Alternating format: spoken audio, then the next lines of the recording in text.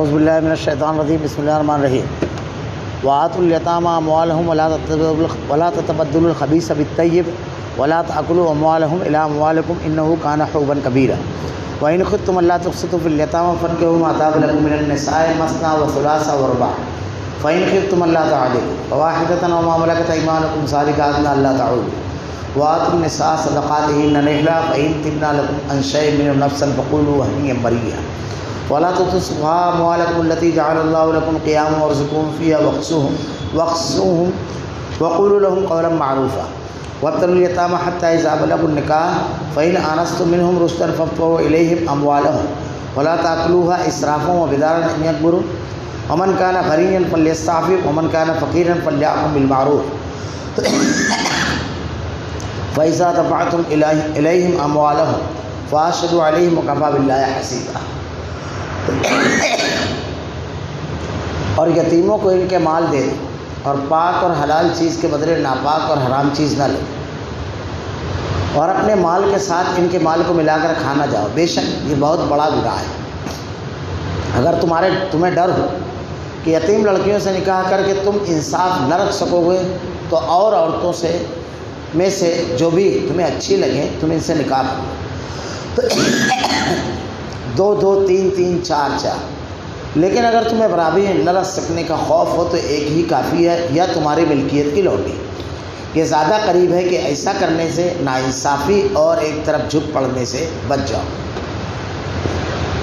عورتوں کو ان کے مہر راضی خوشی دے دو، ہاں اگر وہ خود اپنی خوشی سے کچھ مہر چھوڑ دیں تو اس سے شوق سے خوش ہو کر کھا لو۔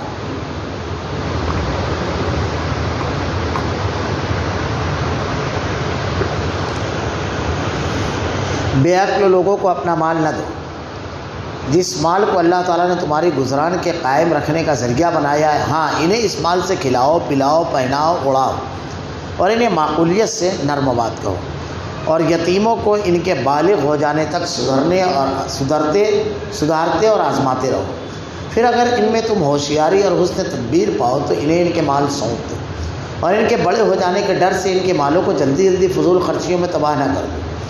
مالداروں کو چاہیے کہ ان کے مال سے بچتے رہیں، ہاں مسکین محتاج ہوں تو دستور کے مطابق واجبی طور سے کھا لیں، پھر جب انہیں ان کے مال سونپو تو گواہ بنا لو، دراصل حساب لینے والا تو اللہ تعالیٰ ہی کافی ہے۔ وآتوا اليتامى أموالهم ولا تتبدلوا الخبيث بالطيب ولا تأكلوا أموالهم إلى أموالكم إنه كان حوبا كبيرا، اور یتیموں کو ان کے مال دے دو اور پاک اور حلال چیز کے بدلے ناپاک اور حرام چیز نہ لو اور اپنے مالوں کے ساتھ ان کے مال کو ملا کر نہ کھا جاؤ، بے شک یہ بہت بڑا گناہ ہے۔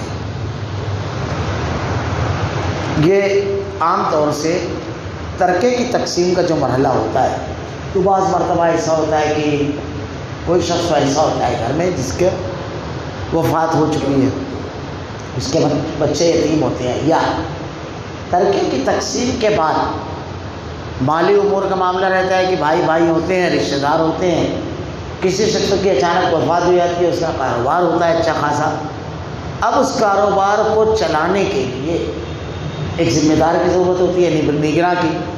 اللہ تعالیٰ نے اسی کے لیے ارشاد فرمایا یتیموں کو ان کے مال دے دو اور پاک اور حلال چیز کے بدلے ناپاک اور حرام چیز نہ لو۔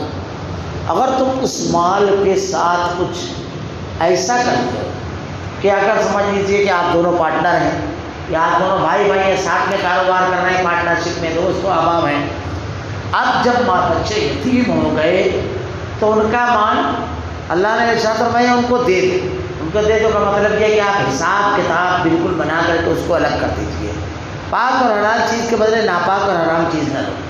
اب حساب کتاب کرنے کے لیے بیٹھے تو وہ زمینیں جو ریزرو ہو گئی ہے یا کسی اور مسئلے میں آ گئی ہے، کسی کا قبضہ ہے، اب پلاٹ تقسیم کرنا ہے بھائی، 24 پلاٹ ہے 12 بٹے کا، تو وہ تمام کے تمام جو باریک راستوں پر ہیں اور وہ جو کیا کہتے ہیں گنٹا واری اور اس ٹائپ کی زمینیں ہیں وہ یتیموں کے مال پر ڈال دی، اور جو بالکل صاف شفاف تھا، جو بالکل موقع کی جگہ تھی، وہ آدمی اپنے طور پر رکھ لیا۔ یہی چیز ہے، یعنی خبیث کر لینا اس کو۔ بعض چیزیں ایسی ہوتی ہے جو فری نفس سے ہی حلال اور جائز ہوتی ہے لیکن کسی وجہ سے وہ حرام ہو جاتی ہے، جیسے مثلا جانور بکری اور دوسرے دیگر جانور جو ہیں وہ جائز ہیں، لیکن اگر غیر اللہ کے اوپر چلائے چاہیں تو وہ حرام ہو جاتے ہیں، مردار ہے تو حرام ہو جاتے ہیں اسباب کی وجہ سے۔ ایسے ہی وہ مال تو درست تھا، جائز تھا، لیکن جب تم نے یہ معاملہ کیا تو وہ اللہ تعالیٰ ارشاد فرماتا ہے ناپاک اور حرام ہو گیا۔ ناپاک اور حرام چیز نہ لو، اپنے مالوں کے ساتھ ان کے مال ملا کر کھا نہ جاؤ، یہ بے شک یہ بہت بڑا گناہ ہے۔ اپنے مالوں کے ساتھ ان کے مال کو ملا کر کے کھا جانا کئی طریقہ کار ہوتے ہیں اس کے۔ ایک طریقہ کار تو یہ کہ آدمی کوئی کاروبار کر رہا ہے، اس میں خرید و فروخت تو کر رہا ہے، جیسے ہمارے یہاں کاروبار چلتا ہے کارخانے کا، لوم کا کاروبار چلتا ہے۔ اب کچھ لوگ بتاتے ہیں کہ بعض لوگ اس سلسلے میں یہ کرتے ہیں کہ گروپ وغیرہ چلاتے ہیں، جب اچھا سودا رہتا ہے، کپڑے کی قیمت تھوڑی زیادہ رہتی ہے تو سب سے پہلے اپنا مال وہاں بیچتے ہیں، اور اسی طریقے سے سود وغیرہ کا معاملہ رہتا ہے۔ اگر یہ خال ہے، مگر یہ جو چیز ہوتی ہے کہ اگر مہنگا ملا تو چلو بھائی وہ دوسرے کی طرف اتنا تھیلا ادھر، اتنا تھیلا ادھر، اور سستا ملا تو زیادہ تھیلا اپنی طرف رکھ لیا۔ اسی طریقے سے زمین خرید رہے ہیں آپ، کوئی موقع کی زمین ایسی ہے کہ مل گئی اور اس میں بہت اچھا انویسٹ ہو گیا تو پیسہ تو ملا ہوا ہے، لیکن وہ پورا نفع اپنی طرف، اگلا پلاٹ جو بکے گا اس کا نفع اس کی طرف۔ تو یہ تمام چیزیں جو حساب کتاب کر کر کے آدمی اپنے نفع کو بڑھا لیتا ہے، ان کے مال ملا کر کھا نہ جاؤ، پارٹنرشپ کرو اور حساب ایسا کرو کہ ان کا زیرو آ جائے۔ چل بھائی اب تو پلاٹ نکال، گھر لکھا، یہ نہیں ہونا چاہیے۔ اللہ تعالیٰ نے کہا بے شک یہ بہت بڑا گناہ ہے۔ جب ایسا شخص ہو جو یتیم اور مسکین ہے، اس کے ساتھ جو اپنا دفاع نہیں کر سکتا، جس کے اندر سمجھ اور شعور نہیں ہے، وہاں روکا گیا، تو جس کے اندر سمجھ اور شعور ہے، جو اپنا دفاع کر سکتا ہے، جو اپنا مقدمہ رکھ سکتا ہے، اس کے معاملے میں کتنا زیادہ احتیاط آدمی کو کرنا چاہیے۔ اسلامی تعلیمات پر اگر ہم عمل کریں تو کمزور سے کمزور شخص کا مال محفوظ رہے گا، اور ہمارا معاملہ یہ ہوگا کہ ہماری دیانتداری اور ہمارا مال خبیث اور حرام ہونے سے بچ جائے گا۔ اللہ کے نبی نے ارشاد فرمایا دو لوگ جب آپس میں پارٹنر ہوتے ہیں ایمانداری دیانتداری کے ساتھ تو تیسرا اللہ ہوتا ہے۔ اور دیکھیے مالی امور میں بڑا مسئلہ آتا ہے کہ جب آدمی ایک شخص محنت کرتا ہے اور اس کو بڑی تیزی کے ساتھ نفع دکھتا ہے اور اس میں دوسروں کا انویسٹ رہتا ہے، تو اس کو خیال آتا ہے کہ محنت تو میری ہے، اس لیے سارا نفع مجھ کو ملنا چاہیے۔ شیطان یہ ڈالتا ہے، حالانکہ اللہ رب العالمین نے اس کے مقدر کا اس کو دیا، اس کے مقدر کا ادھر گیا ہے، آپ کو سمجھ بھی نہیں آ رہا ہے۔ اللہ کے نبی صلی اللہ علیہ وسلم کے پاس ایک مرتبہ ایک صحابی اور آگے کہنے لگے کہ میرا بھائی جو ہے وہ کمزور ہے جسمانی اعتبار سے، اور وہ خیر کے کاموں میں لگا رہتا ہے، کاروبار اور تجارت وغیرہ کا معاملہ اس کا بڑا کمزور ہے، میرے اوپر بوجھ ہے۔ اللہ کے نبی نے ارشاد فرمایا تمہارے کمزوروں کی وجہ سے اس کو دیے جاتے ہو، یعنی گھر کے اندر کوئی کمزور بھائی ہے، اگر یتیم بھتیجے ہیں، ہمارا پارٹنر ہے، اس کو بہت زیادہ نہیں سمجھ رہا ہے، لیکن ہمارے ساتھ مال انویسٹ کر کے وہ ترقی کر رہا ہے، تو اللہ رب العالمین اس کا اجر بھی دے گا، اور اس کی وجہ سے اللہ تعالیٰ نے ارشاد فرمایا تمہارے کمزوروں کی وجہ سے تم کو رزق دیا جاتا ہے۔ اس کے بڑے فائدے رہتے ہیں، لیکن فوائد اس وقت حاصل ہوں گے جب نیت درست ہوگی اور معاملات کتاب و سنت کے مطابق ہوں گے، کیونکہ اللہ تعالیٰ نے شریعت ہمارے فائدے کے لیے دیے ہے۔ ہم شریعت کے احکامات پر عمل نہیں کریں گے، تمام کے تمام نقصانات سے دوچار ہوں گے۔ وَإِن خِفْتُمْ أَلَّا تُقْسِطُوا فِي الْيَتَامَىٰ فَانكِحُوا مَا طَابَ لَكُم مِّنَ النِّسَاءِ مَثْنًى وَثُلَاثَ وَرُبَاعَ فَإِن خِفْتُمْ أَلَّا تَعْدِلُوا فَوَاحِدَةً أَوْ مَا مَلَكَتْ أَيْمَانُكُمْ ذَلِكَ أَدْنَىٰ أَلَّا تَعُولُوا۔ اگر تمہیں ڈر ہو کہ یتیم لڑکیوں سے نکاح کر کے تم انصاف نہ رکھ سکو گے تو اور عورتوں سے میں سے جو بھی تمہیں اچھی لگے تم ان سے نکاح کرو۔ اگر آپ کی کفالت میں کوئی یتیم بچی ہے اور اس کی سلیقہ مندی، حسن و جمال، اس کے مال سے آپ متاثر ہو، تو ظاہر سی بات ہے کہ جب آپ وہ آپ کی کفالت میں ہے تو دوسرے تمام لوگوں سے اختیارات آپ کے بڑھ جاتے ہیں، اور آپ تو اس کو رضامند بھی کر لیں گے، وہ راضی بھی ہو جائے گی، کیسے کہنا بولے گی، اور دوسری بات یہ کہ لوگوں کی طرف سے بھی مخالفت نہیں آئے گی، کیونکہ وہ یتیم ہے، اس کا بولنے والا نہیں رہ گیا ہے۔ اللہ رب العالمین نے ارشاد فرمایا تمہارے اختیارات کتنے محدود ہیں، یہ دیکھو، اگر کوئی یتیم ہے عورتوں سے تم انصاف نہ رکھ سکو گے، یعنی اپنی ضرورت کو صرف پورا کرنے، اپنا صرف فائدہ حاصل کرنے، لیکن اب اس کی طرف سے کوئی بولنے والا نہیں ہے، تو کیا کروں؟ اس کو ایک چھوٹا موٹا گھر بنا کر دے دیا، کیونکہ یہ والی جو اہلیہ اس نے پریشان بنائی آپ کے اوپر، پھر بہت سارا معاملہ ہو گیا، تم اگر انصاف نہیں کر سکو گے، سب کو نپٹا نہیں سکو گے، تو سیدھا سیدھا تم پھر کوئی اور سے کرو جس کے باپ بھائی کھڑے ہوں کہ ایسے رکھنا پڑے گا تجھ کو، تو تم پہلے اپنا دیکھو کہ تم اس کی قوت رکھتے ہو یا نہیں، اس کی مجبوری نہیں دیکھنا ہے، تم کتنے کمزور اور طاقتور ہو یہ دیکھو۔ تم اتنے طاقتور ہو کہ مجبور یتیم بچی ہے اور اس کے تمام حقوق کو ادا کر سکو گے، شریعت پر اتنی مضبوطی سے تمہارا عمل ہے، یا لوگوں کے دباؤ میں آ جاؤ گے، لالچ میں آ جاؤ گے، مفاد پرستی میں آ جاؤ گے اور اس کے ساتھ ناانصافی کرو گے۔ اللہ تعالیٰ نے ارشاد فرمایا اگر ایسا ہے تو اور عورتیں جو تمہیں اچھی لگے تم ان سے نکاح کرو، یہاں گناہ سے ظلم سے بچ جاؤ گے۔ ایسے امور جس کو کرنے کے بعد اور جو مستحبات میں سے ہے آدمی گناہ میں پڑ جائے، غلطی میں پڑ جائے اور اس طرف چلا جائے، اس سے بچنا چاہیے کہ بڑے گناہ ہو جائیں۔ اسی لیے انکار منکر کے دو درجات بتائے جاتے ہیں کہ آدمی کسی نفل اور سنت کے لیے ایسا اڑ جائے کہ فرائض کو فراموش کرتے ہوئے اور فریضے کے اوپر ضرب آ جائے، یعنی اس سے بڑا گناہ ہو جائے تو اس سے بچنا چاہیے۔ پھر دوسری نیکی ہے اس کی طرف آدمی متوجہ ہوئے، تو دوسری خواتین جو ہیں اس میں ان کی طرف آپ ان سے نکاح کر لیجئے۔ یہاں پر جہاں اس کی بے بسی ہے، جہاں اس کی کمزوری ہے اس لڑکی کی، وہیں آپ کے بھی بارے میں فیصلہ کیا گیا کہ آپ اتنے مضبوط ہیں کیا؟ آدمی سوچتا ہے میرا تو معاملہ ہی آپ کمزور نہ پڑ جائیں۔ اللہ نے ارشاد فرمایا مت وثلاث ورباع، اب تم ان سے نکاح کر لو 2 3 4، 2 بیوی سے آدمی نکاح کر سکتا ہے، 3 سے کر سکتا ہے، 4 سے کرتا ہے، شریعت میں اس کی اجازت ہے۔ اس پر بڑا اعتراض ہے لوگوں، غیر مسلموں کو خاص طور سے ہندوستان کے اندر بڑا اعتراض کیا جاتا ہے کہ بھائی ایک سے زیادہ شادی جو ہے وہ عورت کے ساتھ ظلم ہے۔ مالیگاؤں میں ایک شخص آیا تھا حمید دلوائی، یہ بڑا اس کا ایک دور تھا اسلام مخالفت اور یہ سب کا، تو یہاں ایک کالج مالیگاؤں کا سٹی کالج میں اس نے یا غالباً M S G college function میں تقریر کے لیے اس کو بلایا گیا، تقریر کرنے کے لیے کھڑا ہوا تو وہ کہنے لگا کہ 2 شادی کی اجازت عورتوں جیسے مردوں کو ہے ایسے عورتوں کو بھی ملنا چاہیے۔ تو ایک نوجوان کھڑا ہوا، ٹھیک ہے بولے میں آپ کی اہلیت ہے دوسری کرنے کے لیے تیار ہوں۔ اس کی تقریر ہی ختم ہو گئی، بڑے جوش میں تھا، بس اس کی تقریر ختم ہو گئی وہیں پر کہ بھائی ٹھیک ہے تو اتنا زیادہ انصاف اور ہم لوگ کا وہ ہے تو چل ٹھیک ہے۔ یہ 2 شادی کی جو اجازت ہے پہلے اس کو یہ سمجھ لیجیے کمپلسری نہیں ہے، یعنی ہر شخص کو لازمی کرنا ہے یہ نہیں، یہ یاد رکھیے۔ اسی لیے معاشرے میں آپ کو خاص طور سے ایشیائی ممالک میں تو اس کی تعداد بہت کم نظر آئے گی، لیکن بعض مواقع پر اس کی ضرورت بڑی شدید ہو جاتی ہے۔ یہ سماج اور معاشرے کے مسائل کا حل ہے۔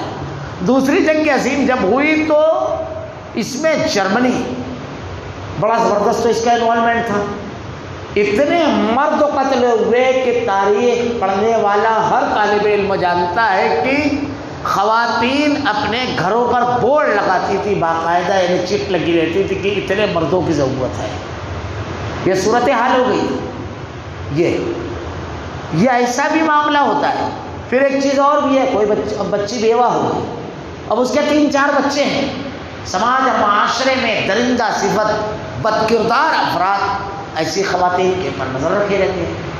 بچوں کے لیے سہارا نہیں ہے، اس کے پیٹ بھی بھرنا ہے، شیطان نے ورگلایا وہ غلط راستے پر چلی جاتی ہے، نہ تو پھر جسم کے تقاضے ہیں بہرحال۔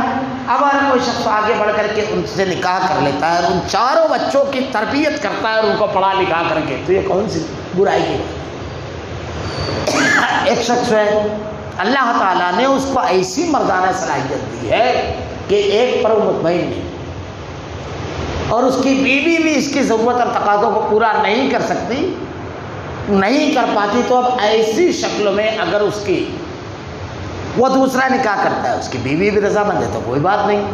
اور بھی بہت ساری شکلیں ہیں، مثلا ایک شخص نے کسی خاتون سے شادی کی، میرا ایک واقعہ ہے کہ میں ایک مرتبہ سفر میں تھا، ناگپور سے لوٹ رہا تھا، تو ٹرین میں جب بیٹھے تو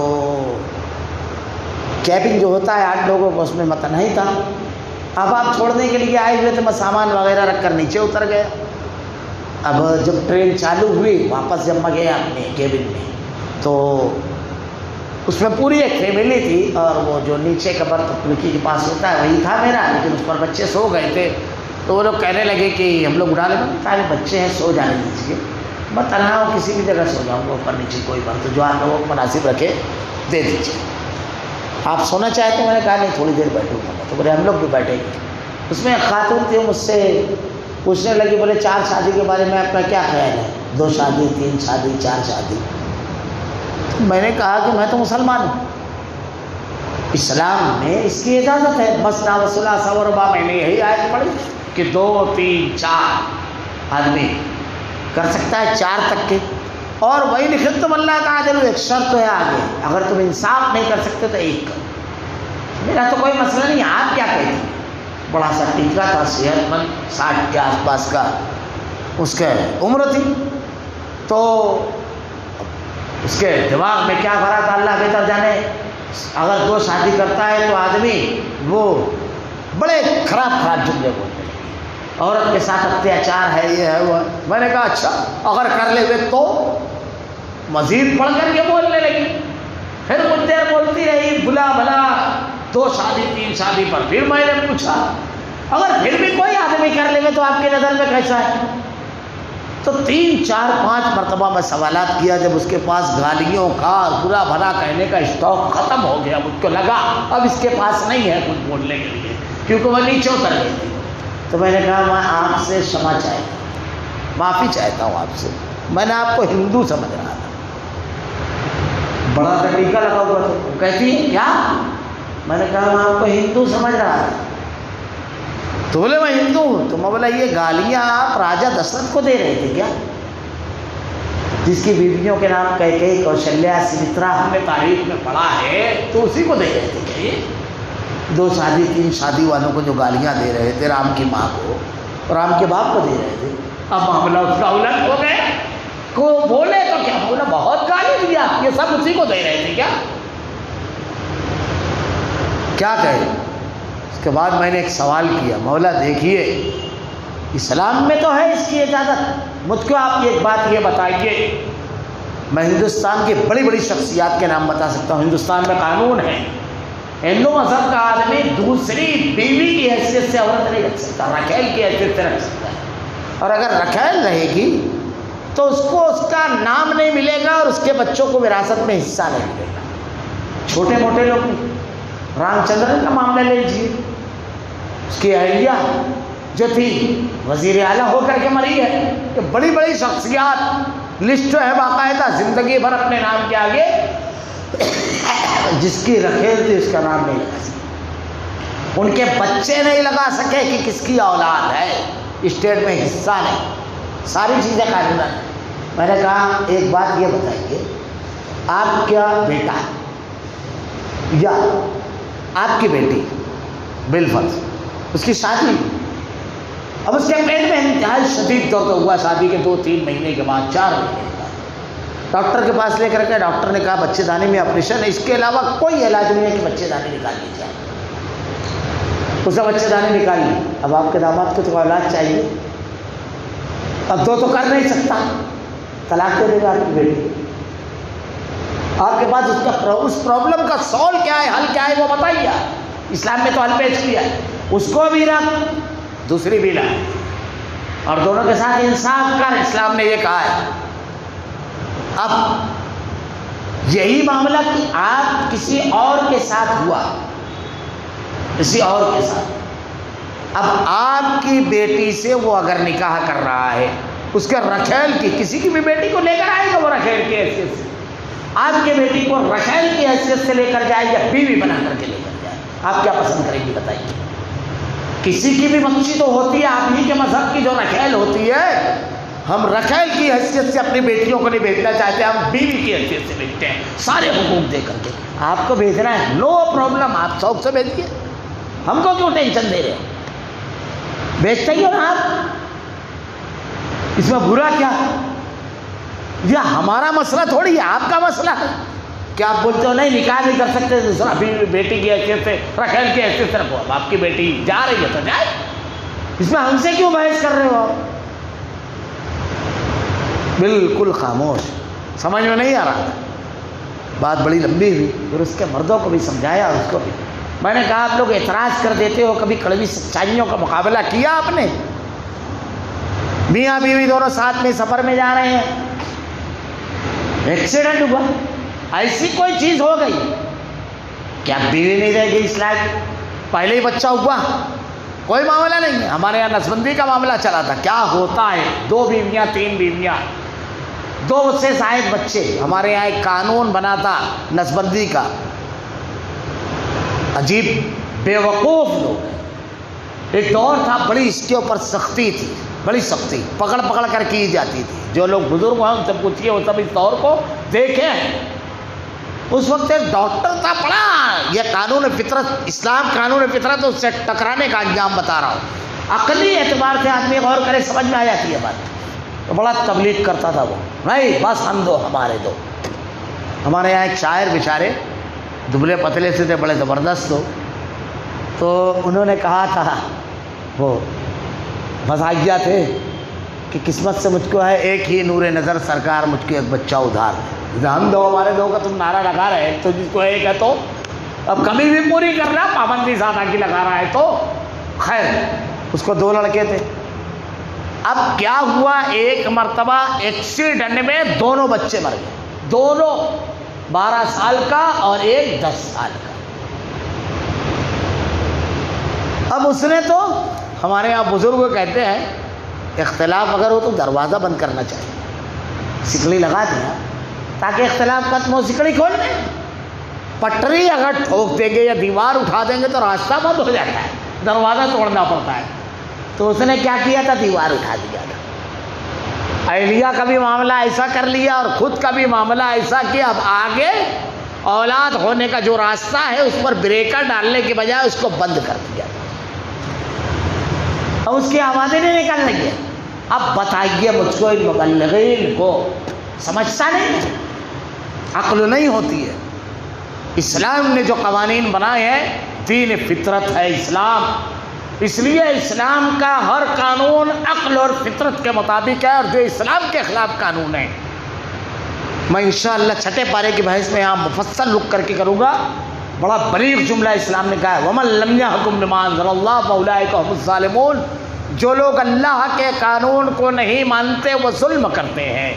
ہمارے یہاں جو دوسری شادی نہیں ہوتی ہے، رکھیل بنا کر کے مٹیوں کو بیٹھتے ہیں. میں نے پوچھا بتاؤ کوئی رکھیل آپ کے گھر میں آئیں گے، آپ اس کو رہنے دیں گے؟ ان کے بچوں کے ساتھ اپنے بچے کو کھیلنے دیں گے؟ کہتی ہے نہیں. میں نے کہا کس قوم کی ہوتی ہے؟ اب کسی کے تو بیٹی ہے، کسی کے تو جگر کا ٹکڑا ہے وہ. اب اپنی قوم کی بچیوں کے ساتھ ظلم ہو رہا ہے. انصاف یہ ہے کہ ان کی اولاد کو حصہ ملنا چاہیے، نام ملنا چاہیے، برابر کے حقوق ملنا چاہیے. اسلام نے یہ سب دیا ہے.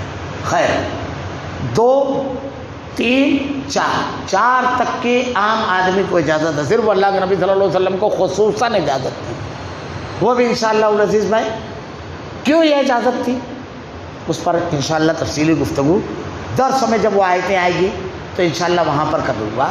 بس یہ سمجھ لیجیے کہ آپ نے پہلا نکاح 25 سال کے آپ تھے اور 40 سال کی حضرت خدیجۃ الکبریٰ تھی، اور اس کے بعد آپ نے پوری جوانی گزار دی. اس کے بعد آپ دیکھیے 50-52 سال کی عمر میں آپ نے دوسرا تیسرا اور اس کے بعد کے نکاح کیے.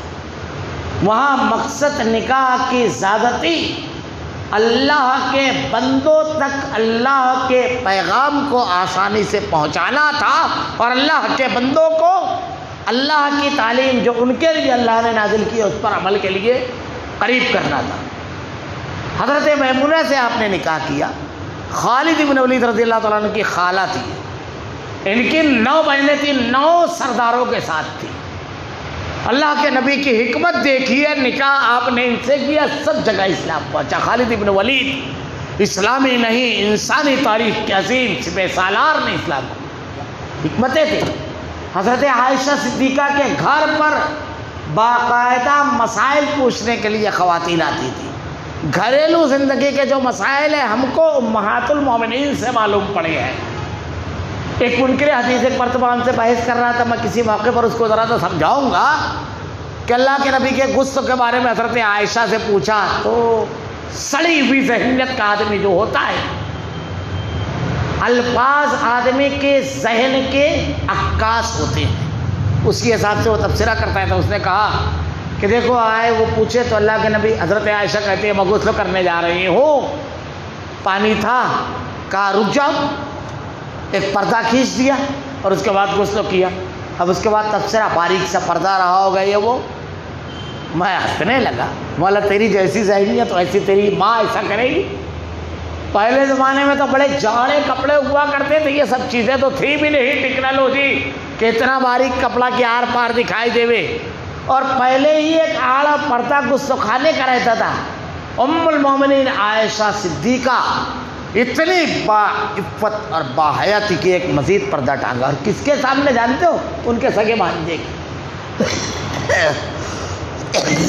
رشتہ تو بتاؤ. ان کا بیٹا، ماں داخل، ماں کے بعد خالہ ہوتی ہے، کہا بیٹھ دیکھ میں ابھی نہا کر نکلتی. اور بھانجا آیا تو اس کو اب روک لیا گھر میں، تو کیا حل؟ نکل گئی آپ غسل کر کے. اتنے پانی میں نے غسل کر لیا، سمجھ میں آیا؟ یقین مانے گا کہ ہاں اماں کہہ رہی ہے برابر ہے. اور بتائیے یہ میں نے اس منکر حدیث سے پوچھا تو روڈ پہ بیٹھ کے نہاتا ہے؟ روڈ پہ نہاتا ہوگا تو چلتی پھرتی پبلک بتائے گی کہ یہ اتنا صابن لگاتا ہے، اتنے میں نہاتا ہے. ابے گھر میں نہائے گا تو کہاں کے لوگ بتائیں گے کتنے پانی میں نہاتا ہے، کتنی دیر میں؟ کہاں کے لوگ بتائیں گے؟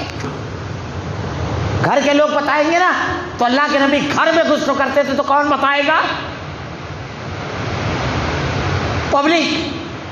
تو اپنے جیسا بے وقوف، جاہل اور بے حیا روڈ پہ بیٹھ کر کھاٹ پہ نہاتا ہے یا راستے میں، تو اللہ کے نبی کو اسی پر تولا آئے.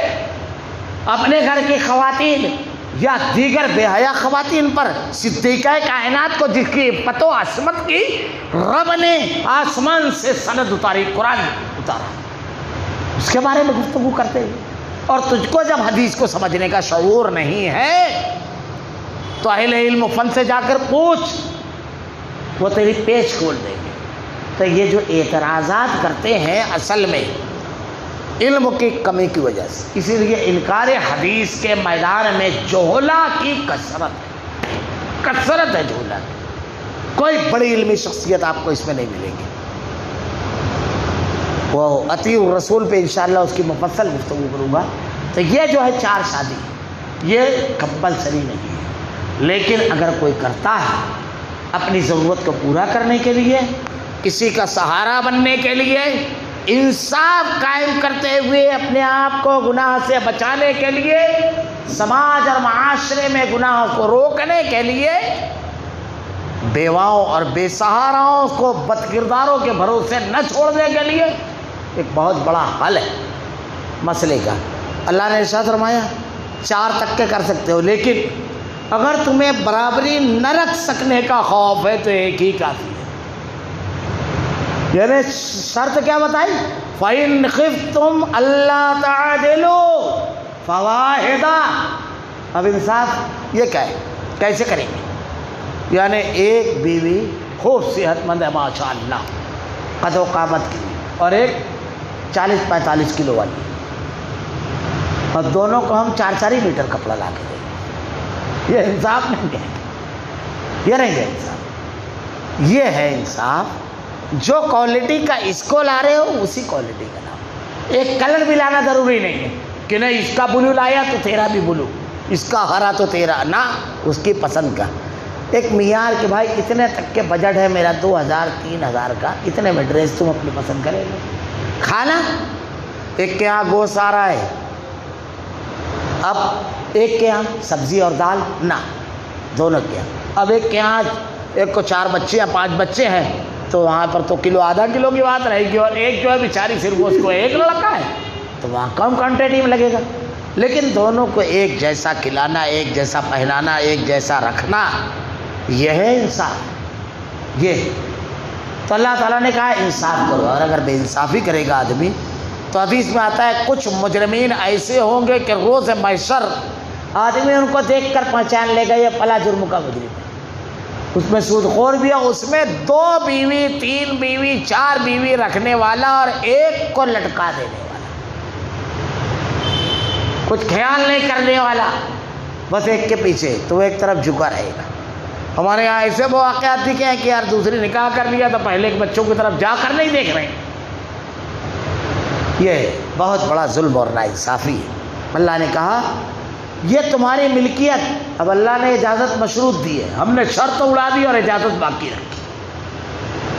آپ کالج میں جاؤ، بولنا داخلہ بھائی SSC کے بعد آنا، آپ کہتے ہیں وہ شرط نہیں مانتا، میرے کو داخلہ دے، وہ تمہاری سمجھ بنا دے گا پرنسپل۔ تو شرط اللہ نے رکھی ہے انصاف کی، اس کی پوری کوشش کرنا اور اس کے ساتھ یہ کام کرنا۔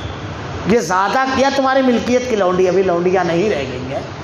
اسلام نے لونڈی اور غلام کے بارے میں ایسے قوانین بنائے، اور دیکھیے آپ قسم کا کفارہ دیکھیے، روزوں کا کفارہ دیکھیے، مختلف چیزوں کا، نیکیوں میں لونڈی آزاد کرنا، غلام آزاد کرنا، سب سے زیادہ آزادی کی تحریک اسلام نے چلائی ہے۔ اور اللہ کے نبی نے کہا کسی آزاد کو غلام بنانا بدترین گناہ ہے، رکاوٹیں۔ اور پھر غلاموں کے بارے میں یہ احکامات ہے جو تم کھاؤ اسے کھلاؤ، جو تم پہنو اسے پہناؤ۔ آج ملازم کے ساتھ آدمی یہ نہیں کرتا ہے، بچ گیا گھر میں وہ جو دے دی، جو پہنا ارے ریجیکٹڈ وہ دیتا ہے، اور وہ بھی دے گا تو احسان جتائے گا، یعنی جب وہ پہنچا جب اس کو دیکھتا رہے۔ تو اللہ کے نبی کے دور میں صحابہ کہتے تھے کہ غلاموں کے ایسے معاملات تھے کہ ہم رشک کرتے تھے۔ تو لونڈیوں سے اگر یہ زیادہ قریب ہے ایسا کرنے سے کہ ناانصافی اور ایک طرف جھک پڑنے سے، یہ اچھی چیز ہے کہ گناہ میں ملوث ہو۔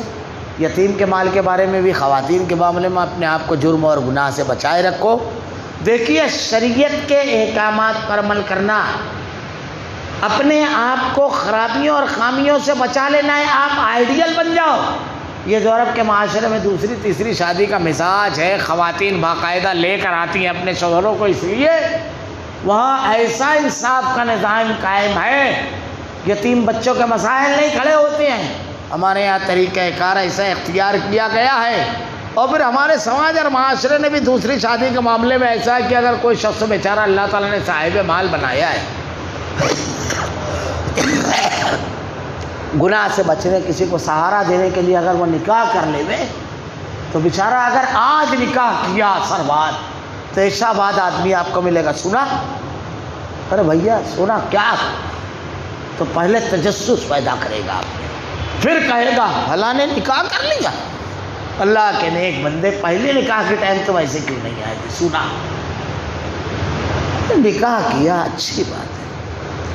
مخالفت کے ایک طوفان کھڑا ہوتا ہے سسرال کی طرف سے، ادھر سے ادھر سے، جائز کام ہے، بس اس کو سمجھانا چاہیے کہ حقوق کی ادائیگی اور سماجی تقاضوں کو سامنے رکھ کر کے حکمت کے ساتھ وہ قدم اٹھائے۔ اگر کوئی کرتا ہے اس سے بہت سارے مسائل ہمارے معاشرے کے حل ہوں گے، اور اگر کوئی پھر غلط ڈھنگ سے کرتا ہے تو اللہ تعالیٰ نے بچنے کے لیے کہا ہے ظلم نہ ہو، ناانصافی نہ ہو، غلط طریقہ نہ ہو، ہم کو تمام امور کو شریعت کے مطابق کرنا ہے۔ اللہ رب العالمین سے دعا ہے کہ رب العالمین زندگی کے تمام معاملات کو شریعت کے مطابق کرنے کی توفیق دے۔ الہ العالمین بہتر سے بہترین ہم بن جائے تیرے نازل کردہ احکامات پر عمل کرتے ہوئے۔ رب العالمین ہمارا خاتمہ ایمان پر فرما۔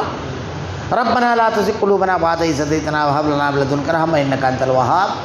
سبحانك اللهم وبحمدك أشهد أن لا إله إلا أنت أستغفرك وأتوب إليك۔